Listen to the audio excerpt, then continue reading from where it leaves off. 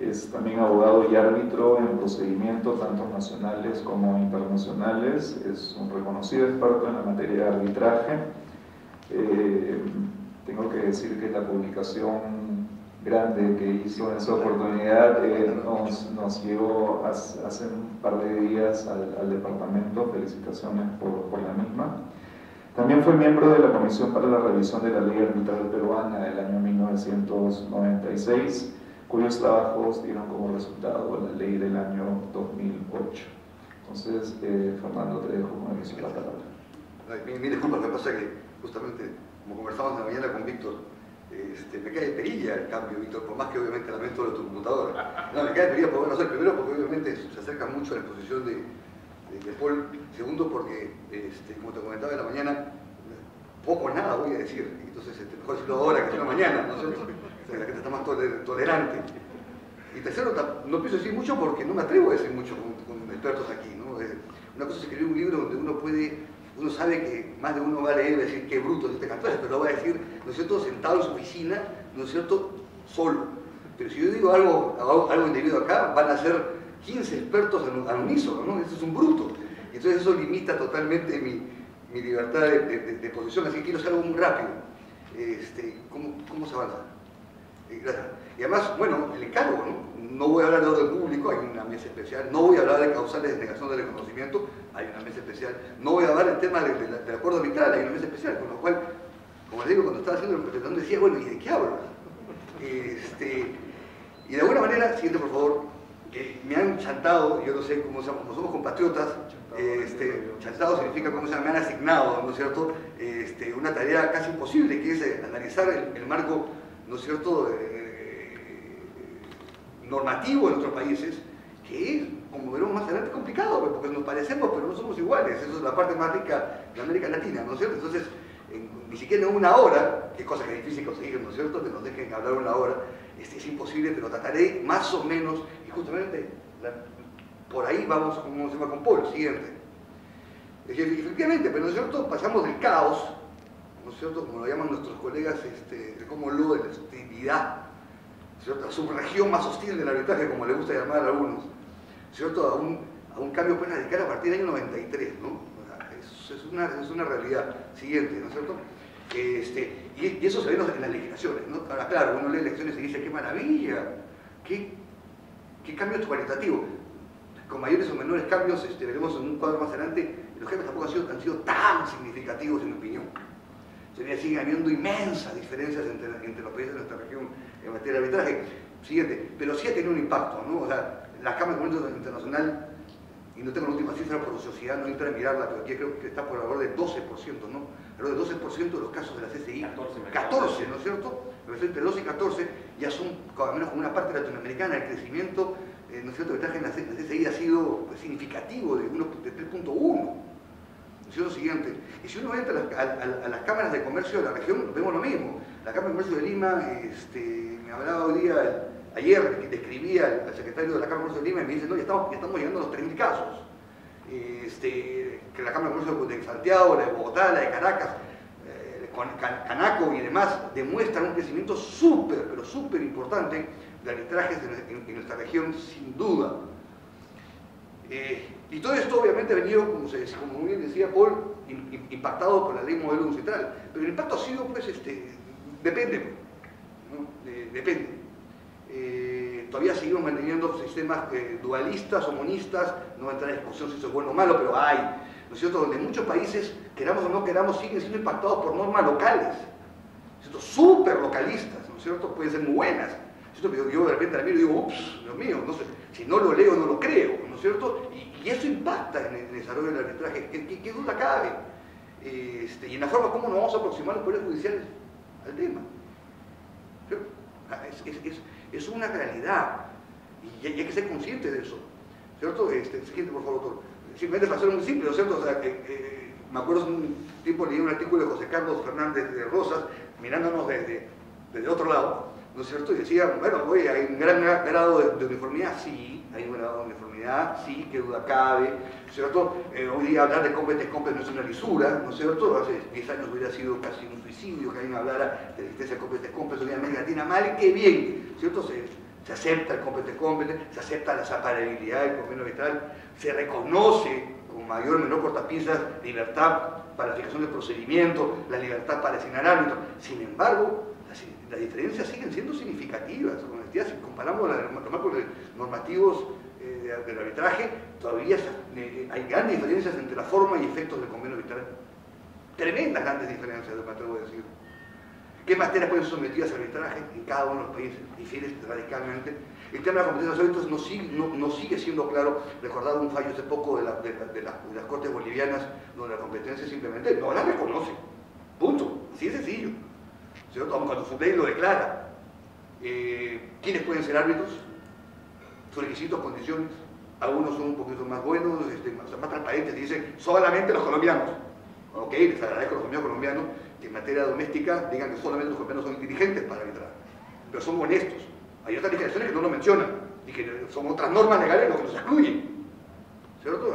Que es peor, porque nadie sabe, ¿no es cierto? Son normas que están metidas en las normas sobre ejercicio de libertad de la profesión, que se sigue creyendo que los árbitros ejercemos la profesión de abogado, o sea, absurdo. Pero en fin, hay mucho de eso en América Latina, no se limpia. La aplicación supletoria en los códigos procesales civiles, terrible, señor, terrible. ¿No? Declaración de libertad para el procedimiento, abajo, aplicación supletoria CPC, se fregó el arbitraje. O sea, el doméstico y el internacional, seamos honestos. O sea, aplicación CPC es un llamado suicidio, sobre todo para arbitrajes internacionales, donde yo voy a arbitrar a un país y tengo que aplicar su CPC, ni siquiera se aplicar el mío, en mi país. Y voy a aplicar un código CPC antiguo que desconozco y que más tiene sus propias particularidades. Puede ser muy bueno localmente, pero obviamente fatal para alguien que arbitra internacionalmente.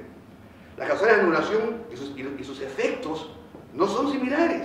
En mi país una anulación generalmente no mata el arbitraje. En muchos países mata el arbitraje y son las mismas causales. Y finalmente la intervención judicial, ¿cierto? Que sigue siendo un tema que queramos o no queramos está ahí. Yo hablo en mi país, en mi Poder Judicial, debo decir con toda honestidad, hace un trabajo magnífico, pero de vez en cuando busca, pues, sin querer queriendo, ¿no es cierto? Meterse, ¿no es cierto? Y es un problema general, porque todavía no se reconoce con precisión, cuando escuché la excelente presentación del señor magistrado, ya quisiera obviamente que mis jueces tuviesen esa visión clara de lo que significa el arbitraje y la inmensa función del Poder Judicial que tiene, porque la tiene y es inmensa, pero focalizada, como usted señalaba, y sigue siendo un tema que todavía hay que discutir. Entonces, yo creo que hay un impacto, pues, doble hoy día. Lo que hace 20 años era hablar con Nueva York, era básicamente citar, pues, doctrina y jurisprudencia, pues, francesa, ¿no es cierto? Hoy día se puede trabajar mucho y hay mucha jurisprudencia. Y nuestra legislación, pues, va a afectar, la legislación nueva va a afectar obviamente la forma como nos aproximamos, pero todavía sigue siendo un tema difícil. Es un tema difícil porque tenemos mucho de visión localista. Creo que todos en general. Ahora, y aquí entro, ¿qué tratado se aplica, qué normas se aplica para el concepto de ejecución? ¿Qué es lo que nos convoca? Pues hay demasiadas normas, ¿no? Yo le pediría a la OEA, porque por favor comience a limpiar, ¿no? Que manden una comunicación a los países mismos, por favor maten estas convenciones, ¿no es cierto? Elimínenlas, pues, ¿no? O sea, la Convención de Lima, Montevideo, todos esos son tratados, tal vez para el Poder Judicial funcione dentro de lo que no funciona, ¿no es cierto? Porque ejecutar el servicio judicial en nuestra región, porque no es el tema que nos convoca, pues es terrible, ¿no es cierto? Para eso sirve, pero están ahí y todavía se citan y se utilizan, y muchas de nuestras cortes, efectivamente, formalmente existen, pero no son, pues, ni siquiera citables en esta materia, que ha avanzado tanto en materia de arbitraje. Creo que contamina indebidamente. En Poder Judicial es donde se conoce, pues, una consulta de ejecución, un caso al año, 2, 3, ¿no es cierto? O sea, no es un tema, pues, que recurrente. Tener tantas legislaciones no son de marea, sino que hace que conceptos que están, pues, anacrónicos se mantengan, porque el tratado está vigente, el otro, ¿no es cierto? Y se le quiere aplicar al de Nueva York, ¿no es cierto? Conceptos que ya no funcionan, ¿no es cierto? Siguiente, por favor. Debemos hablar que en teoría hay 2 tratados, ¿no es cierto? Nueva York y Panamá. Sin embargo, como bien dijo Paul, o sea, Nueva York tiene 148 países miembros, siguiente, por favor, ¿cierto? 148 países miembros. Todos los países de cómo se llama que son miembros de América Latina, 17 de los 148 son solamente Panamá. Todos, o sea, salvo Belice, Granada, etcétera, que no son miembros de ningún tratado, todos los miembros de la comunidad de la OEA son miembros de Nueva York, y solamente 19 son de, ¿cómo se llama?, de Panamá. Yo me vengo a preguntar, ¿por qué necesitamos Panamá? Lo digo con todo honestidad. Yo sé que por esto no me pagan ¿cómo se llama?, la entrada, el hotel, pero lo tengo que decir. O sea, yo no termino de entender la lógica de Panamá, y creo que marea Panamá. Nueva York, clarísima, ¿no es cierto? Tiene un ámbito de aplicación clarísimo, se aplica a lados extranjeros. Punto aparte, no interesa parte, no interesa materia, o sea, es clarísimo, está debidamente fijado. Podemos discutir en un tema académico si es bueno que sea al lado extranjero, debería ser al lado internacional, es un tema para discutir, ¿no es cierto? Pero hoy día es lado extranjero, no discutir. Siguiente, por favor. Panamá, yo con honestidad no sé cuándo se aplica. No tengo la menor idea. Primero porque a lo que hicieron ahora no se les ocurrió poner un ámbito de aplicación. No tiene, pues, la diferencia de Nueva York. Lamentablemente no tiene. Segundo, sabemos que dónde viene. Viene de una visión, pues, latinoamericana, pues. ¿No es cierto? Esa visión de los 70, ¿no? Donde el resto del mundo arja. No, esos son imperialistas. ¿No es cierto? Entonces vamos a crear nuestro propio tratado para nosotros. ¿No es cierto? ¿Y qué hacemos? Tratamos de copiar Nueva York, pero no lo copiamos. Lo copiamos a medias. Yo no sé cómo se aplica con honestidad Panamá. No tengo la menor idea. Se aplica en Estados Unidos porque la FAA dijo, no importa, cuando son mayoría latinoamericanos, aplicamos Panamá. Ah, eso sí, es igualita que Nueva York. Cosa que obviamente no es. Pero genial, entonces en Estados Unidos se aplica Panamá, porque se aplica Nueva York. Así cualquiera. El resto de América Latina, con honestidad, salvo los pocos casos de Pepsi, recuerdo de Venezuela, casi no se aplica Panamá. No existe. En mi opinión, porque no se sabe cómo se aplica. Yo digo con honestidad, yo no sé cómo se aplica. Se aplica a lados internacionales. ¿Qué son lados internacionales? ¿Vamos a ir a cada uno de nuestros países a tener cosas internacionales? ¡Fatal! Materia comercial, ¿qué cosa es comercial? Dios mío. ¿Se requiere reciprocidad? Camino nos dice que se aplica a residentes de Estados miembros, o tiene que ser nacionales, o tiene que ser domiciliados. Es un tratado fatal, en mi opinión, con toda franqueza. Parecería ser que, fíjense, sentaros a discutir cómo se aplica un tratado. O sea, ¿cómo se aplicaría un tratado que tiene 30 años? Dios, yo no sé. Parecería ser que se aplica a nacionales o domiciliados, puntos suspensivos, ¿no es cierto?, de Estados miembros, cuya sede es un Estado miembro. Parecería. Siguiente, por favor. Y eso a mí me preocupa con honestidad. Porque como bien decía Paul, son muy pocos los países de América Latina que han dado el salto cualitativo, por lo menos normativo, de decir, ¿sabes qué? Que se aplica en Nueva York, Panamá, que se aplica el que sea más eficaz. Porque lo que queremos es promover el arbitraje en nuestra región como uno de los mecanismos de garantía para el comercio.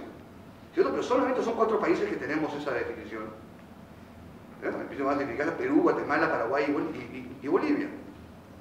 ¿Qué tratado se aplica? El más favorable, con lo cual simplemente Panamá pasa a segunda fila. Siguiente, por favor. Pero los que no tienen ese tipo de declaración normativa, ¿qué aplican? Los principios tradicionales de posterior, de loga priori, o sea, los principios de la Convención de Viena generales, con lo cual hay que entrar a investigar si primero fuimos Panamá o segundo fuimos Nueva York, y si fue Panamá último, uy, Dios mío. O sea, yo sé que no existe mayor complejidad hoy día, porque creo que somos poco sofisticados, gracias a Dios. Pero el día que esto comience a ser más sofisticado, las discusiones sobre qué tratado se va a aplicar a los discusiones en nuestros países va a ser un tema importante. Hasta ahora hemos tenido suerte. Hasta ahora. Pero insisto, esto está ahí. O sea, ni siquiera tenemos normativamente. Y eso que no voy a discutir más a fondo porque no es mi tema y no lo conozco a fondo, que en Mercosur la cosa es peor, parece ser, ¿no es cierto? Porque no solamente en Nueva York, Panamá, sino también en Montevideo 79. ¿Cierto? Dios.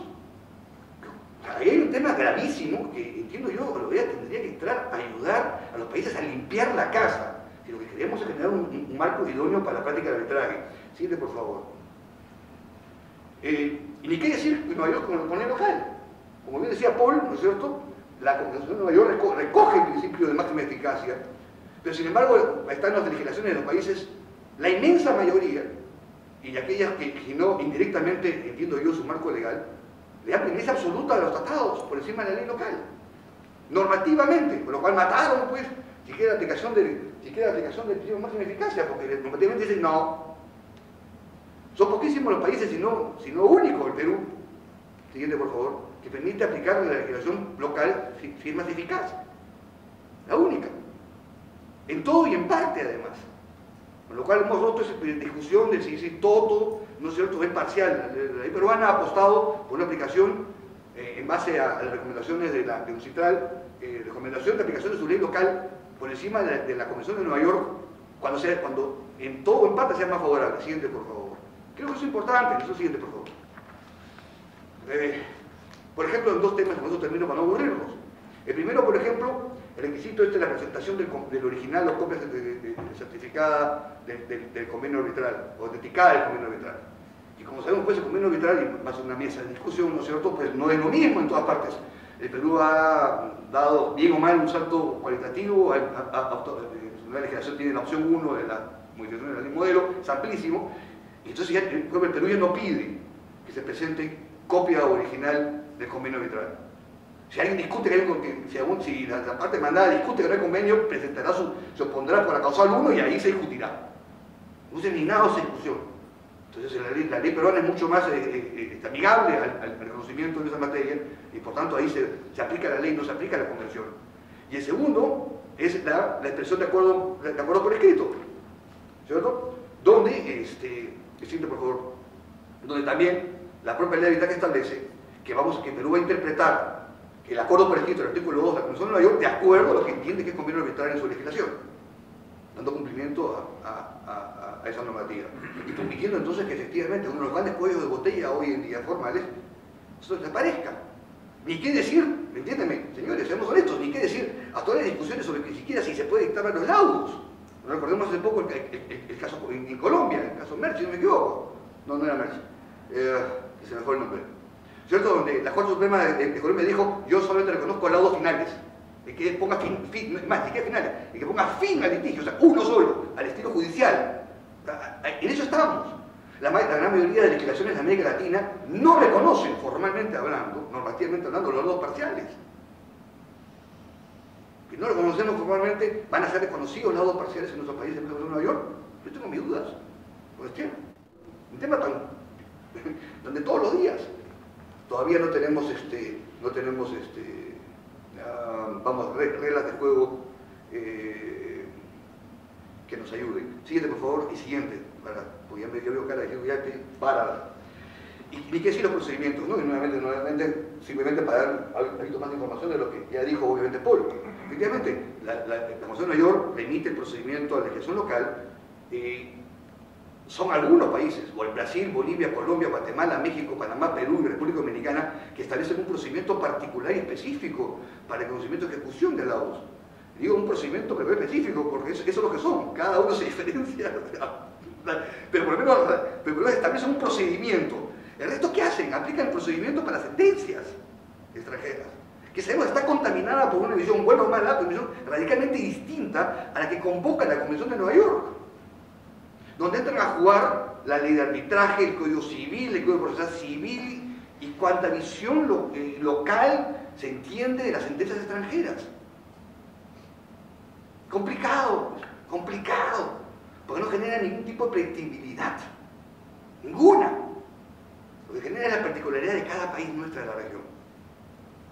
Yo termino con un evento de la crítica de mi país, siguiente. Mi país tiene unas reglas específicas, clarísimas, etc. Sin embargo, los casos últimos que han habido del concepto de ejecución de laudos arbitrales han pasado, pero perfilándonos.